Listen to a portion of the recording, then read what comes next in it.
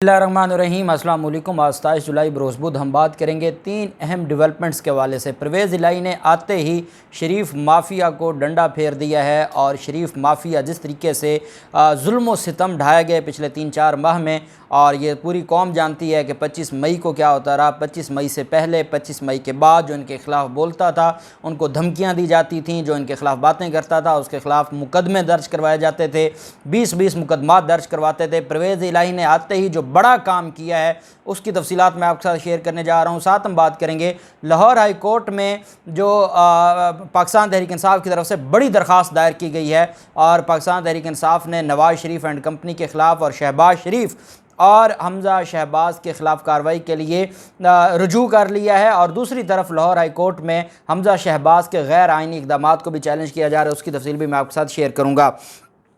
पहले हम बात कर लेते हैं कि जो पाकिस्तान तहरीक इंसाफ ने इतनी बड़ी कामयाबी हासिल की, और पाकिस्तान तहरीक इंसाफ की इस कामयाबी के बाद मैं ये समझता हूँ कि ये इस कामयाबी में अवाम उन्नास का बहुत बड़ा हाथ है। अवाम जिस तरीके से रात पूरा पाकिस्तान बाहर आ गया, ना इमरान खान ने कॉल दी, ना इमरान खान ने किसी को बुलाया, लेकिन पूरा पाकिस्तान सड़कों पर आ गया खुशी में, और वो खुशी सेलिब्रेट करने के लिए पाकिस्तान की सड़कों पे इस वजह से आया कि सुप्रीम कोर्ट ने अवाम के हक़ में फ़ैसला दिया है। पहला फ़ैसला भी सुप्रीम कोर्ट को ये देखना होगा कि पहला फ़ैसला भी आपका था, दूसरा फ़ैसला भी आपका है, और आप देख लें कि अवाम किस फ़ैसले पर खुश हैं, और जिस फ़ैसले पर अवाम खुश हैं इसका मतलब ये है कि वो फ़ैसला दुरुस्त है, ये हकीकत है। और अब अहम चीज़ ये है कि दोस्त मज़ारी जैसे ही वज़ीर आला बने हैं परवेज़ इलाही, तो डिप्टी स्पीकर जो ऑटोमेटिकली बन जाते हैं स्पीकर।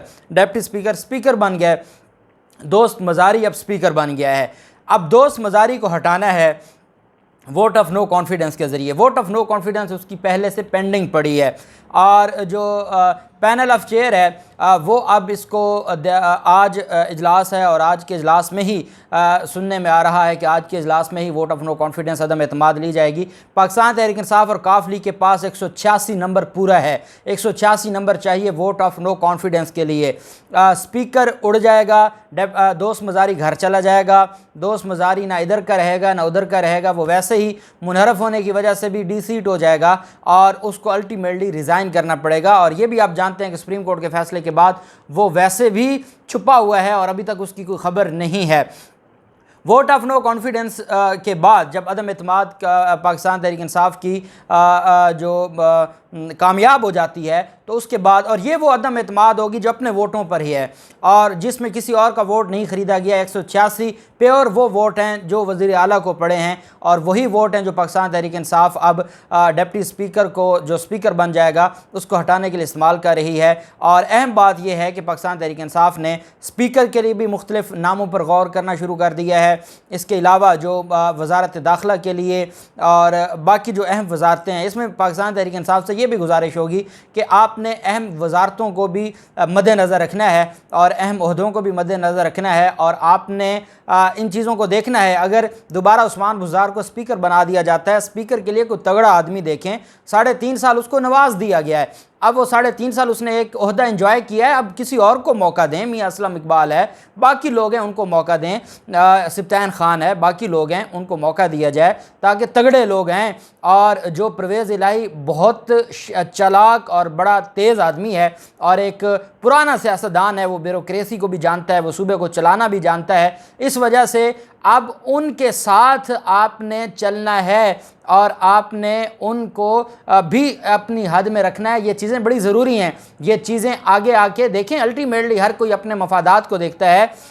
पाकिस्तान तहरीक इंसाफ ने अपनी कमिटमेंट पर कायम रहा, पाकिस्तान तहरीक इंसाफ ने अपनी कमिटमेंट को पूरा किया, लेकिन ये जो प्रिकॉशंस हैं ये ज़रूर लेने होंगे। इसी वजह से इमरान खान की आज परवेज़ इलाही के साथ मुलाकात भी मुतवक्के है, और इमरान खान लाहौर भी तशरीफ़ ला रहे हैं। और एक बात मैं आपको बता दूं कि वोट ऑफ नो कॉन्फिडेंस के हवाले से डिप्टी स्पीकर दोस्त मज़ारी घर चला जाएगा।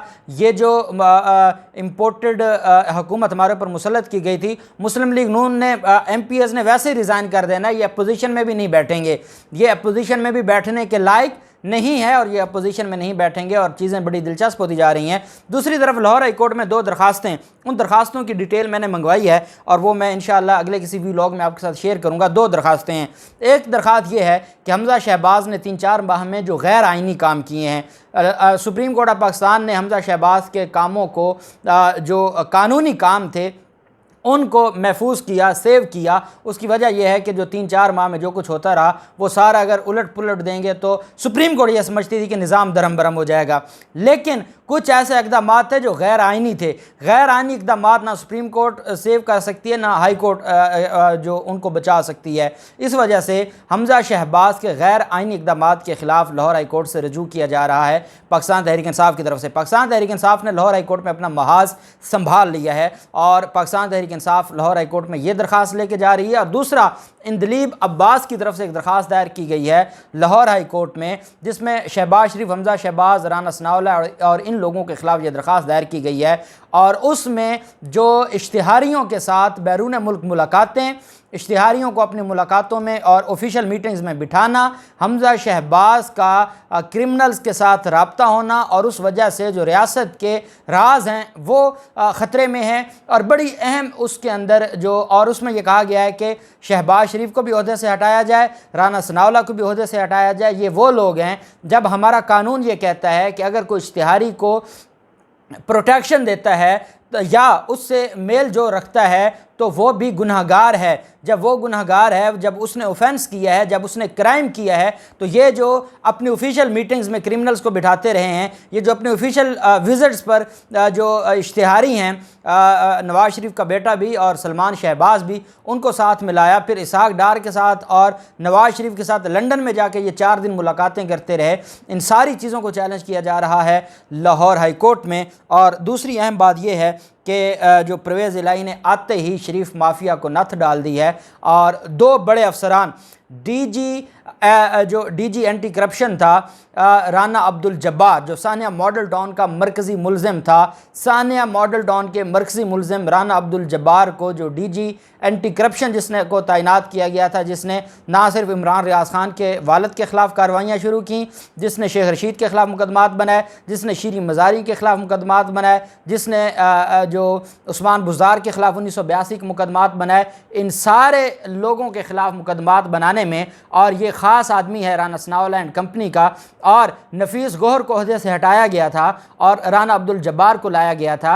नफीस गौहर वो था जिसने सरकारी ज़मीन बचाई, जिसने सरकारी जो ज़मीनें गैर कानूनी तौर पर काबिज़ थी वो बचाई, उसको ओहदे से हटा के इस क्रिमिनल को लाया गया था, जिसके ख़िलाफ़ सुप्रीम कोर्ट में, लाहौर हाई कोर्ट में पहले ही दरख्वास्त दायर थी कि जो दहशतगर्दी के मुकदमे का मुलज़िम है वो कैसे इतना बड़ा रिलीफ ले सकता है और वो कैसे इतने बड़े ओहदे पर उसको बिठाया जा सकता है। ये कानून और आइन के ख़िलाफ़ है, इस वजह से ये दरख्वास्त दायर की गई थी। और अब दूसरी तरफ जो परवेज़ इलाही की तरफ से 2 बड़े तबादले कर दिए गए हैं। और एक बात मैं आपको बता दूं, जो मीडिया में ख़बरें हैं कि जी वफाक ये करेगा वो करेगा, आपको याद होगा मुराद अली शाह जब IG सिंध लगाना होता था तो जो मुराद अली शाह चाहता था वही होता था। उसकी वजह क्या है, 18वीं तरमीम ने वफाक के हाथ बांधे हुए हैं।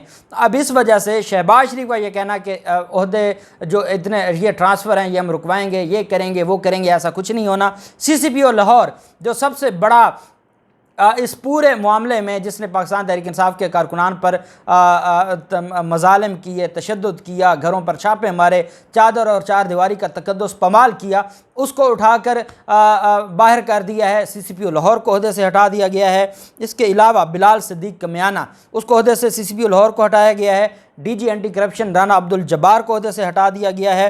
और इसके अलावा जो सबसे बड़ी डेवलपमेंट की है कि DPO झंग सरदार गयास गुल को भी पंजाब से रिलीव कर दिया गया है। और इसकी एक अहम चीज़ मैं आपको बता दूं कि ये वो DPO झंग है जिसके ख़िलाफ़ इल्ज़ामात ये थे, जो जुल्फ़ी बुखारी को गिरफ़्तार करने गया था, जिसने वहाँ पर धांधली नहीं धांधला करने की कोशिश की थी झंग में, जब झंग का इलेक्शन हो रहा था। उस DPO के ख़िलाफ़ अब जो कार्रवाई है वो शुरू कर दी गई है और वो जो कार्रवाई है वो बड़ी अहम हो जाएगी।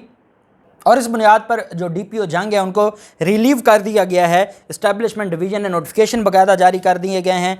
और अहम चीज़ जो आपके सामने है वो ये है कि वो पंजाब असम्बली का सेक्रेटरी मोहम्मद खान भट्टी, जिसने इन सारे माफियाज को आंखें दिखाईं और इस माफिया ने आईजी पंजाब, चीफ सेक्रेटरी ने और हमजा शहबाज जितनी कोशिश कर सकते थे उसको गिरफ्तार करने के हवाले से, उसके प्रोटेक्शन ऑर्डर जारी किए गए, उसके ख़िलाफ़ इन्होंने जो 3 MPO के तहत कार्रवाई की, एग्जीक्यूटिव ऑर्डर जारी करके उसकी नज़रबंद करने के जो ऑर्डर्स किए गए, अहकामात जारी किए गए, उस पर मनी लॉन्ड्रिंग का मुकदमा दर्ज करवा दिया, उस पर सेशन अदालत में मुकदमा दर्ज करवा दिए, सारा कुछ किया। मोहम्मद खान भट्टी तगड़ा रहा।